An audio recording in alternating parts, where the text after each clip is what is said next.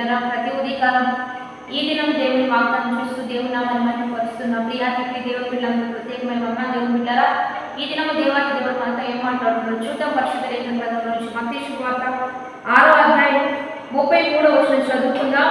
కాబట్టి మీరు ఆయన రాజ్యమును నీతిని మొదట వెతుకుడి, అప్పుడు అవన్నీ మీకు అనుగ్రహించబడును. ఈరోజు దేవాతి దేవుడి మనకు ఇచ్చిన బలమైన వాక్కు, మీరు మొదట ఆయన నీతిని ఆయన రాజ్యమును వెతుకుడి, అప్పుడు అవన్నీ మీకు అనుగ్రహించబడును అనే వాగ్దానాన్ని ఈరోజు దేవుడు మనకు ఇస్తున్నాడు. దేవుని బిడ్డలారా, మొట్టమొదటిగా దేవాతి దేవుడు అంటున్నాడు, నీతిని రాజ్యాన్ని వెతకండి, అప్పుడు మీరు ఏదైతే అడుగుతున్నారో అవన్నీ కూడా మీకు అనుగ్రహించబడతాయి అని దేవుడే మాట్లాడుతున్నాడు. కనుక ఈ భూమి మీద నీతి ఎక్కడుందంటే, ఆయన రాజ్యం ఎక్కడుందంటే, ఆయన పరిపాలన ఎక్కడుందంటే కేవలం దేవుని సన్నిధిలోనే. దేవుని బిడ్డలారా, ఆయన మందిరంలోనే.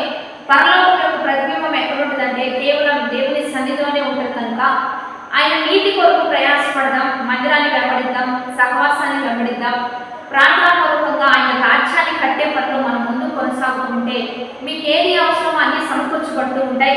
కాబట్టి ఈ దినం ఎక్కడ నిర్లక్ష్యం చేయక సమయానుకూలంగా మందిరానికి వెళ్తూ, ఎందుకంటే ఆ మందిరంలో సంపూర్ణ సంతోషం ఉంటుంది. మీకు కావాల్సిన దీవెన, మీకు కావాల్సిన ఆయుష్, మీకు కావాల్సిన మేలులు, మీకు కావాల్సిన ఆశీర్వాదాలు మనుషులిచ్చేవి కొన్నే, కానీ దేవుడిచ్చేవి మరికొన్ని. దేవుని బిడ్డలారా, ఇంకెన్నో దేవుడిచ్చేవి ఎన్నో ఉన్నాయి. కనుక దేవుని సహాయం లేనిది భూమి మీద మనం బ్రతకలేము. దేవుని ద్వారా ఏది రాకుండా ఈ భూమి మీద మనం జీవించలేము. కనుక ప్రతిదీ దేవుని మీద ఆధారపడడం ధన్యత, దేవుని వల్ల పొందుకోవడం ఆశీర్వాదం. కాబట్టి తప్పనిసరిగా ఈరోజు మందిరంలో చేరి దేవుని నామాన్ని మహిమపరుద్దాం.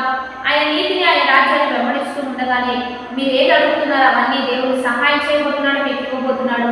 వాగ్దానాన్ని బట్టి ప్రార్థన చేద్దాం. పరిశుద్ధ మహోన్నత గొప్ప దేవుడు, మీరు మాకు ఇచ్చిన బలమైన వాక్యం బట్టి నీకే మహిమ. ప్రతి వాగ్దానం మా పట్ల నెరవేర్పులను నడిపిస్తూ నీ గొప్ప కార్యాలు జరిగించమని నడుచున్నాము తండ్రి. ఆమేన్.